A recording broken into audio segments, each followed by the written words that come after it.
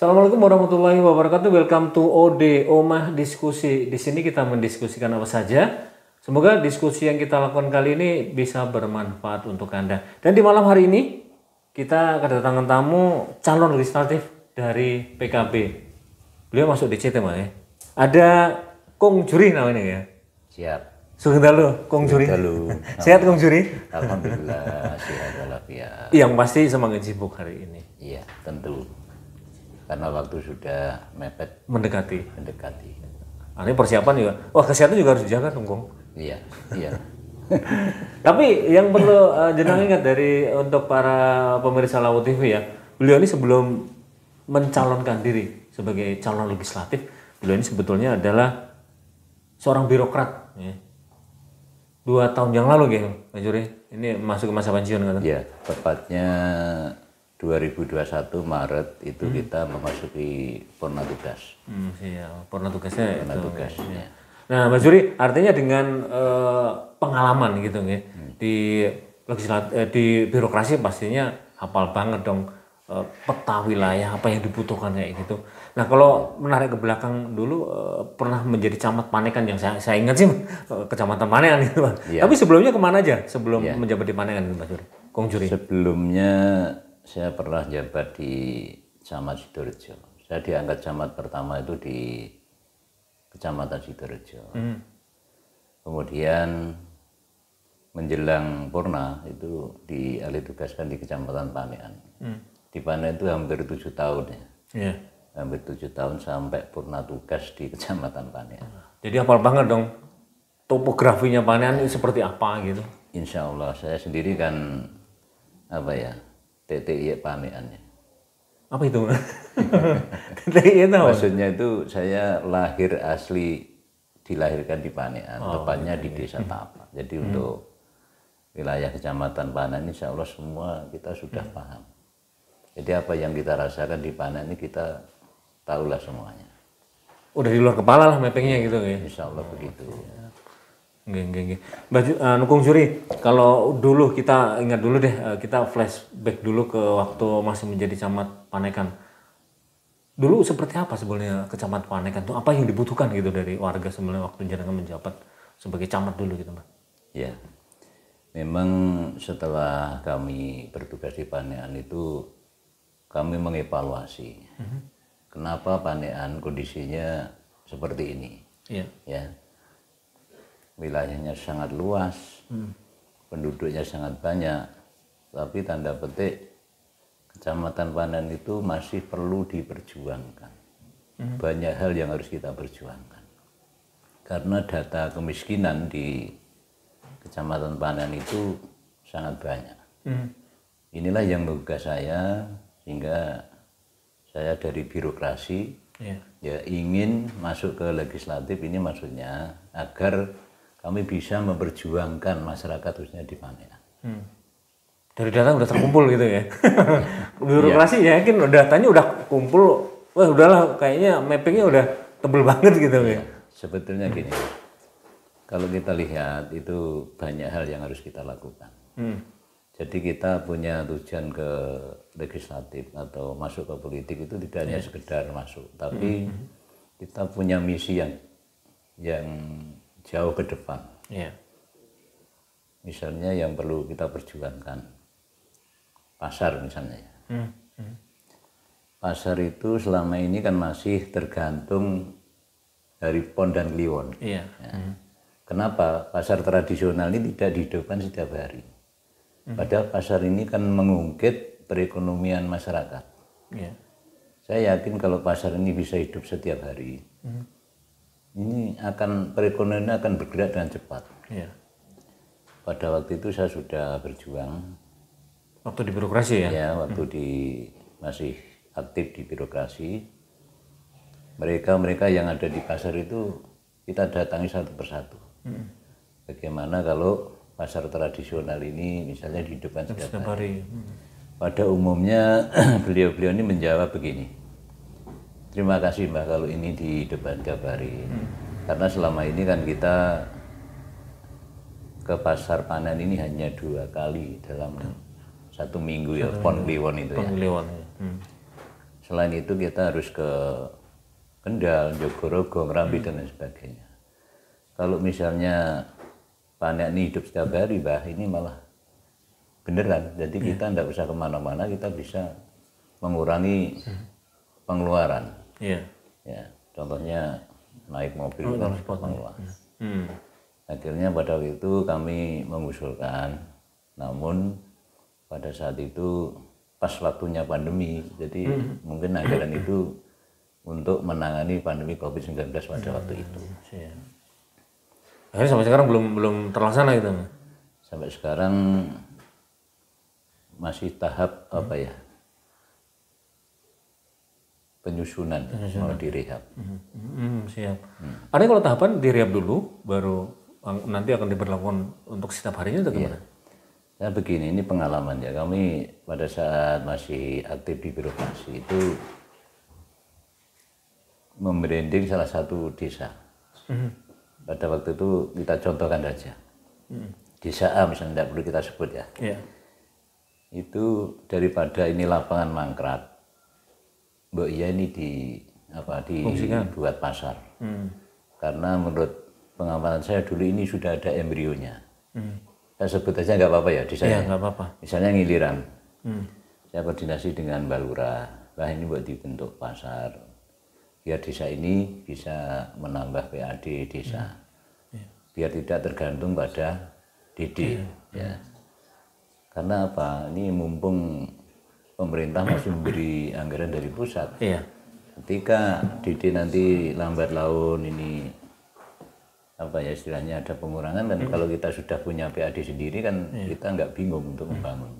Harus ber-PAD lain. Ya, akhirnya malah justru terbalik ya. Orang panen itu justru sekarang belanjanya itu ke Ngiliran. Nah ini kan terbalik. Harusnya kan orang Ngiliran ke Pasar Indo lah ini. Ini yang menjadi pikiran kita.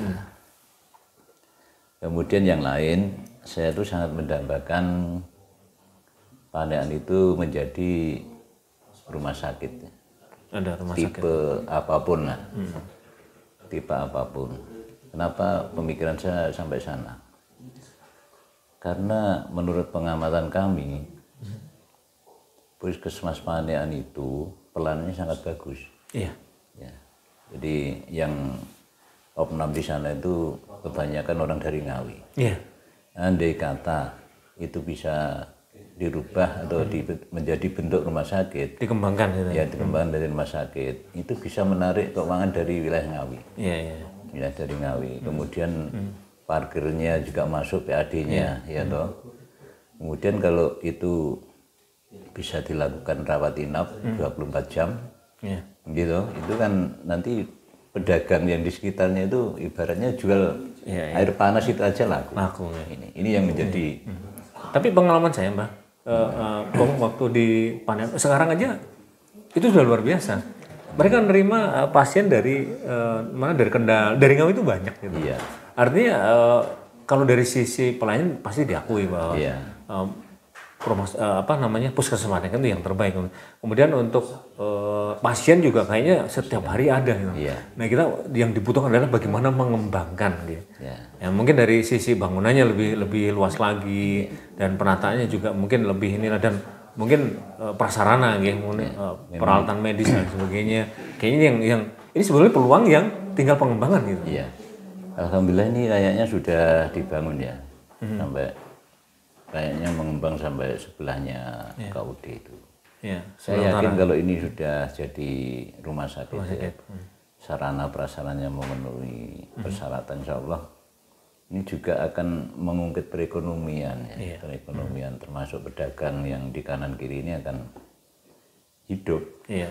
Warung-warung kalau 24 jam kan semakin banyak pergerakan orang di situ, menurut saya ini juga akan menambah pendapatan mereka, utamanya pedagang-pedagang. Kemudian parkir tadi yang saya sampaikan, PAD-nya masuk. Lumayan loh itu kalau sudah bisa masuk. Dan juga satu lagi yang Pasar Ngiliran sampai sekarang juga menjadi ikon loh. Sekarang kalau saya lihat malam itu sayurnya pada di situ semua gitu. Sebelum menuju ke Magetan gitu. Karena setiap malam sekarang yang lihat banyak sekali pedagang sayur yang bertemunya di situ gitu. Iya. Artinya ini juga sebenarnya butuh dikembangkan juga ya. Harapan saya pada waktu itu, kenapa selama ini kan pasar sayur itu difokuskan di Magetan. Seperti wilayah kecamatan lain itu kan kayak Kendal misalnya.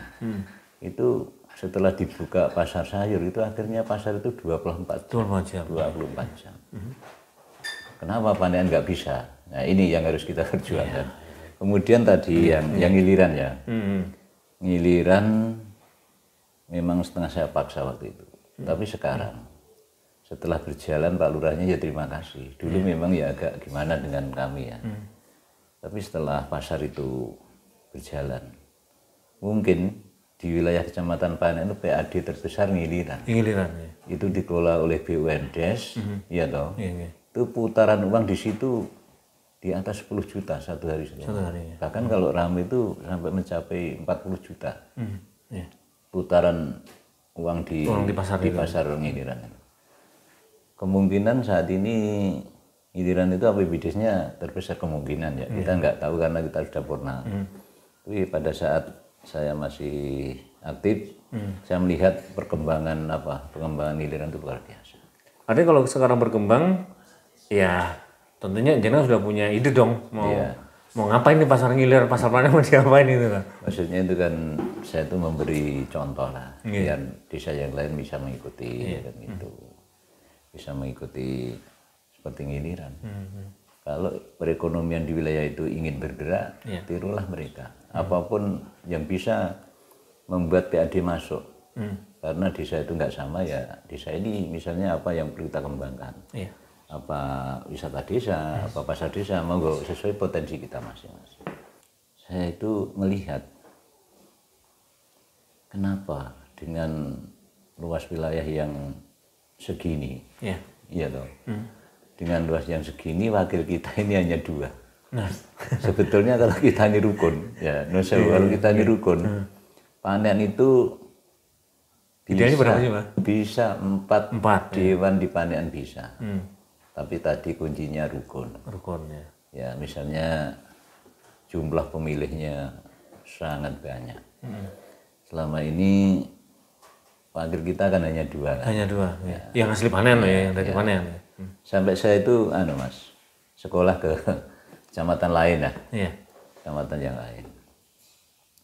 Kenapa ya panen kok seperti ini? Saya istilahnya sharing dengan teman camat pada waktu itu. Oh gini Mas, kenapa kok ini 13 desa sampai dewannya 5? Ini kuncinya apa? Coba saya dikasih tahu kan. Nah, akhirnya oh iya, ternyata begini, yang menggugah saya sampai saya masuk politik ini, apakah bisa saya seperti kecamatan yang lain? Dalam hati saya harus bisa. Tapi merubah mindset, pola pikir masyarakat ini tidak semudah apa yang kita bayangkan. Kelihatannya mudah tapi sulit. Memang sejak awal saya masuk birokrasi itu sudah saya sosialisasi. Kalau Panean ini ingin berubah, wakilmu kita tambah ono. Sejak saya masuk 8 tahun yang lalu, mulai awal saya jadi onder Panean itu.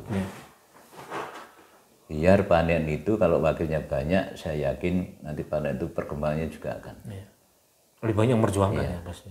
Kenapa? Kalau hanya 2, ini lambat, pembangunan lambat. Kita beri contoh kecamatan yang lain, coba seperti misalnya Parang, itu 13 desa dewannya 5, kemudian Poncol, yang hanya 7 desa dewannya 3. Nah, kita ini yang 17 kan hanya 2. Gitu Mas. Penjenengan juga bisa. Akhirnya ini terus kita dorong masyarakat, ayo toh kalau kader-kader kita terbaik Panean ada yang maju, ikut berpolitik, ayo dijadikan. Generasi kita ini sebetulnya potensinya banyak. Kita jangan hanya menjadi penonton, tapi kita harus menjadi pemain di rumah kita sendiri. Ini loh nggak nek wilayah tinggu jak-jakan. Harusnya kita bangkit.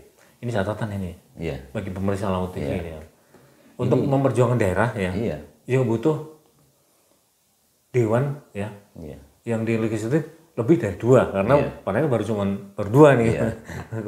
Nah, moga-moga nanti ya dengan hadirnya jenengan juga di kontestasi pemilu nanti juga bisa menambah gitu. Menambah pejuang untuk kemajuan mana Begini, gimana? ingin menggugah apa itu generasi muda. Ya. Kenapa kita selama ini hanya menjadi penonton di rumah kita sendiri? Ayo kita berjuang untuk panean. Ya, toh kita ini tidur di panean, cari makan di panean. Ayo kita berjuangkan. Kita contohkan seperti saya ini, kalau kita mikir diri saya sendiri, nikmati pensiun, insya Allah kita makan sudah cukup. Tapi kalau melihat kondisi panean ini, memang kita harus perlu perjuangkan. Dan prinsip saya, selama kita ini masih diberi napas, umur panjang, kemudian kesehatan, ilmu dan pengalaman ini akan saya berikan khususnya untuk panean. Jadi saya tidak rela melihat panean seperti ini terus lah. Jangan sampai kesannya tanda petik kecamatan tertinggal gitu ya. Ini yang harus kita perjuangkan betul lah. Saya meyakini kalau wakil-wakil kita nanti tambah, insya Allah panen itu akan berkembang seperti kecamatan yang lain. Kalau di pengalaman sebagai birokrasi kan memang harus bisa kerjasama ya dengan legislatif itu. Itu pengalaman seperti apa sih Mbak dengan Kong Yam? Kita cuma punya 2 kemarin waktu jadi camat gitu loh. Itu cuma 2 gitu. Seberapa itu susah sebetulnya memang menjadi pemikiran saya pada waktu itu. Piye ya carane amprih panen itu, dewannya tambah, anggota dewan yang ada di panen itu tambah, biar ikut memikir panean. Ini memang PR. Pada waktu itu kita berkoordinasi dengan dinas instansi, kita evaluasi kenapa panean seperti ini, apa yang harus kita garap dan lain sebagainya. Ada beberapa hal yang tadi kita sampaikan seperti pasar, kemudian rumah sakit. Tapi faktor yang menentukan untuk pengembangan panen yang lebih baik memang diupayakan wakil kita ini harus ditambah. Karena masing-masing wakil ya dari daerah itu mereka punya program. Selain dari birokrasi dari pemerintah daerah. Ya. Kalau misalnya ada 4 itu aja ya, dan nanti program-program itu bisa kita tarik ke panean. Jadi itu yang mendorong saya, kenapa saya harus terjun ke dunia politik. Dan saya juga kaget ya, dari birokrasi ke politik ini memang gimana ya, terbalik 180 derajat. Saya memang harus banyak belajar politik. Ya, alhamdulillah lambat laun kita sudah bisa menyesuaikan, Tapi pengalaman di birokrasi itu bakalan cukup membantu untuk nanti mungkin melakukan program atau action di masyarakat, itu pasti membantu banget itu. Ya, kami di birokrasi itu memang berangkatnya itu dari unsur staf biasa ya. Pada waktu itu diangkat pertama sebagai calon pegawai negeri itu di Panean. Kemudian diangkat ditetapkan sebagai pegawai negeri sipil di Panean. Di Panean juga. Ya, menutup karir di Panean. Jadi kita itu tahu persis kondisi Panean yang sebenarnya itu kayak apa. Ya mungkin kalau ondernya orang lain mungkin keluar dari Panean sudah nggak mikir ya. Tapi kalau ondernya itu dari Panean, saya itu walaupun di rumah tetap mikir Panean.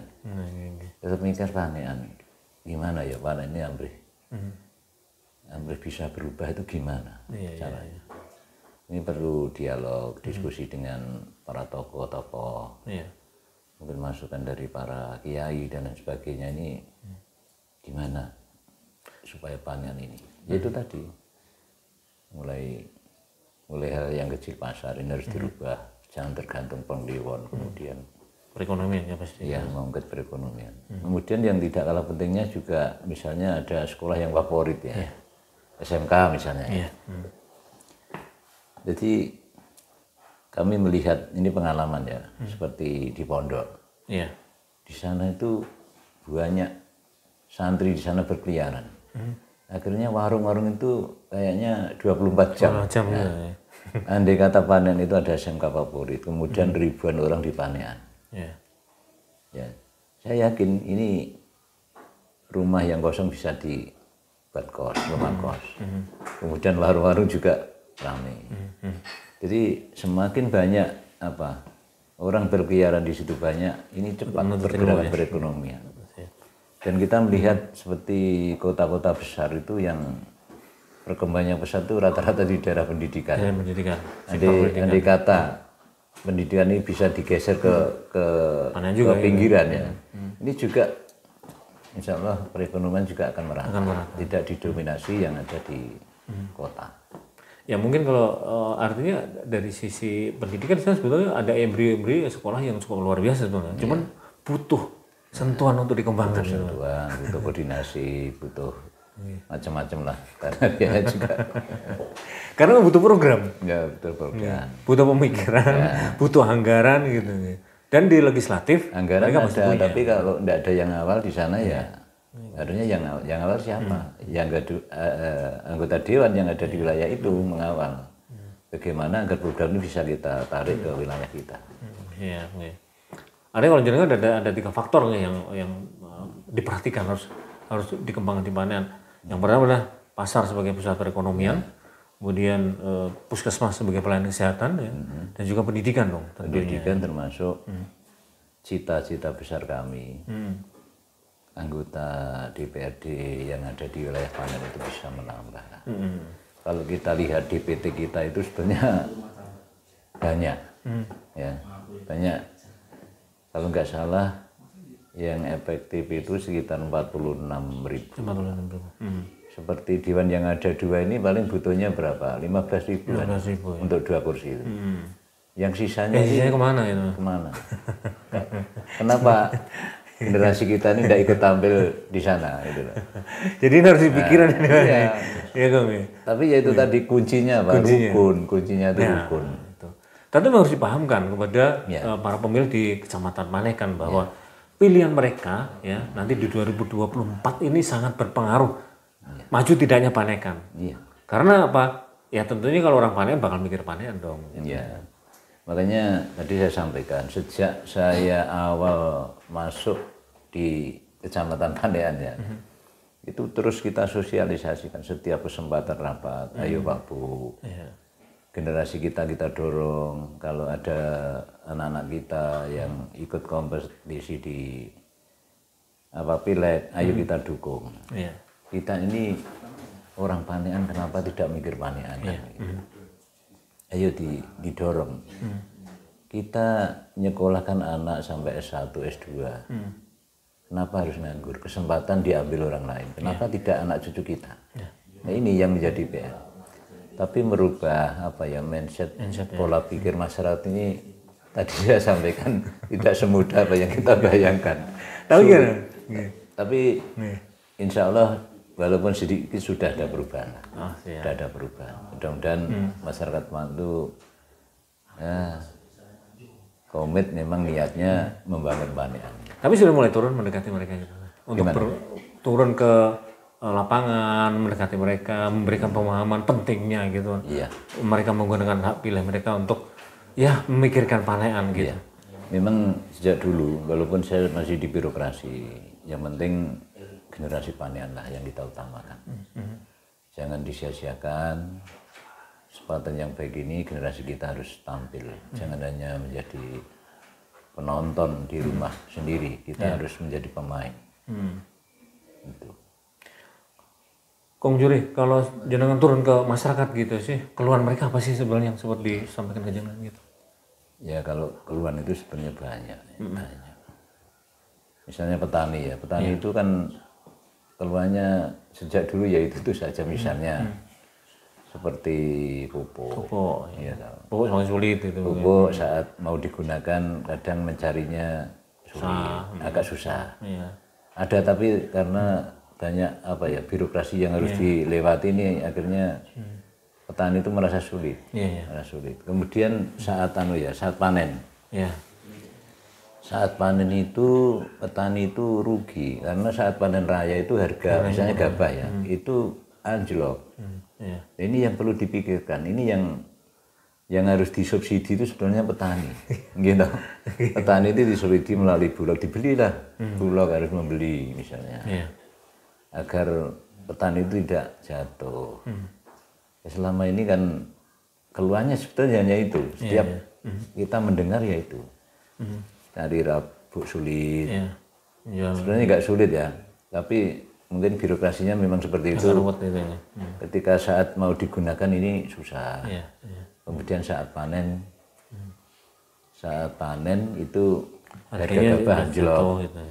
Tapi kalau di Ngiliran sendiri, Kung Juri ya, saya sempat melihat potensi sayur mayur di sana cukup luar biasa. Karena kalau malam itu penjual sayur itu banyak banget di sana itu. Waktu itu memang gini, kenapa uang panen ini potensi orang menanam sayur harus dibawa ke Magetan. Kalau misalnya kita bisa jual di dekat kan kosnya angkutan juga murah. Iya toh, ini kan petani juga diuntungkan. Angkutan murah, kemudian tidak terlalu jauh lah. Waktu itu kita sarankan, Mbak Lurah kerjasama dengan dagang etek ya. Kenapa selama ini dipusatkan di sana? Kalau malam itu sampai macet-macet, saya tuh lihat sendiri sampai macet di mana-mana. Andai kata kita bisa menyediakan kebutuhan etek ya, dikit demi sedikit etek ini akan bergeser. Ternyata sudah berjalan. Sudah berjalan. Misalnya kemarin yang kita pantau pada saat kami masih aktif, lele misalnya. Lele itu satu hari sudah bisa mengeluarkan 20-30 kilo. Belum yang lain. Jadi bakul etek itu mau besok itu sudah pesen, tinggal catatan di sekretariatnya BMEDES itu, saya pesen lele sekian kilo, dikemasi setengah kiloan misalnya. Terus belum yang lain misalnya tahu, tempe dan sebenarnya kita ini kan potensi. Membuat tempe ada, membuat lempeng ada. Sebetulnya lengkap, tinggal kita cara mengkoordinasikan ini bagaimana. Sekarang Ngiliran itu menurut saya luar biasa itu. APBDes-nya mungkin saat ini tertinggi di Kecamatan Panekan. Dan juga kalau di wilayah Panekan ini potensi destinasi wisata juga cukup tinggi ya, Pak? Iya. Tapi begini, namanya wisata itu kan biayanya mahal. Kalau kita tidak bisa kerjasama dengan pihak-pihak swasta, kalau hanya mengandalkan APBD ini perkembangannya lambat. Kalau kita melihat wilayah yang mengelola wisata itu biasanya kerjasama dengan pihak swasta. Ada MOU, ada perjanjian, nanti pembagian hasilnya bagaimana, kesepakatannya bagaimana. Kalau bisa kerja dengan pihak swasta, saya yakin bisa cepat berkembang. Kalau potensi banyak wilayah panen itu, tebing-tebing banyak, sumber mata air banyak. Ini kalau kita bisa mengemas dengan baik, sebenarnya tidak kalah dengan kecamatan lainnya ya. Iya. Artinya ada tugas baru juga untuk mengembangkan, artinya menggandeng pihak swasta untuk bisa masuk juga ke sana. Gitu. Makanya harapan kami ya birokrasi itu kerjasama harus kerjasama dengan anggota legislatif, kerjasama program yang besok keret ke Panekan. Siap. Ya pasti saat ini masih berjuang. Untuk mendekati masyarakat dan untuk menuju 2024 nanti. Tadi saya sampaikan, selama saya masih diberi umur panjang, kesehatan, ilmu dan pengalaman ini akan kami berikan untuk kepentingan yang lebih besar, utamanya Panekan.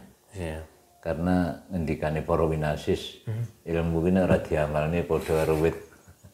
Wite bergayung nih gak ono wae. Gitu. Nah, harapan saya ilmu ini harus bermanfaat. Biar nanti pahalanya mengalir terus. Kalau niat ini baik, kemudian dipakai orang yang nanti nilai-nilai ini kan akan mengalir terus. Siap, artinya siap untuk memperjuangkan Panekan.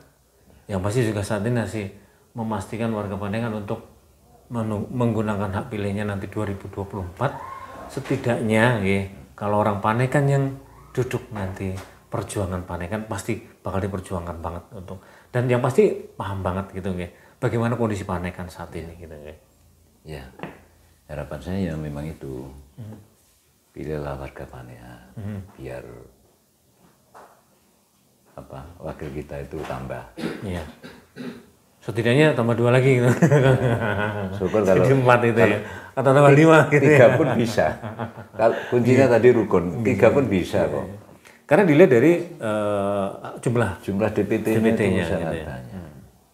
Kalau kita rukun 5 itu enteng panen karena DPT-nya banyak, wilayahnya banyak. Ya tadi memang ini loh, merubah pola pikir masyarakat ini tidak semudah tadi yang kita bayangkan, sulit. Tapi kita tetap harus berjuang. Siapa kalau bukan kita yang mengingatkan ini, yang peduli siapa? Termasuk kita mengingatkan mereka nih. Kita mengingatkan mereka melalui tayangan ini. Artinya warga Panekan seharusnya mempertimbangkan untuk memilih calon dari Panekan biar daerah mereka juga diperhatikan untuk kemajuan dan sebagainya gitu Ada lagi mau disampaikan, Bung Juri? Ya. Jadi sekali lagi saya minta doa restu kepada masyarakat Panekan. Jadi mudah-mudahan niat yang baik ini ya diijabahi oleh Allah Subhanahu wa taala. Prinsip saya kita terus berjuang. Khususnya untuk kepentingan Panekan, untuk kepentingan masyarakat yang lebih besar.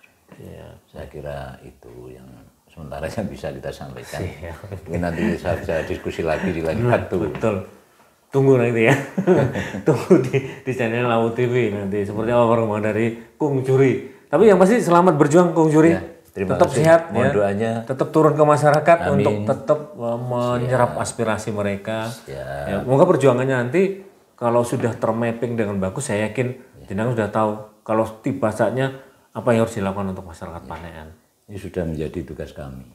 Kami sebagai warga masyarakat Panekan ya kita harus tetap mikir Panekan. Siap. Demikian Omah diskusi.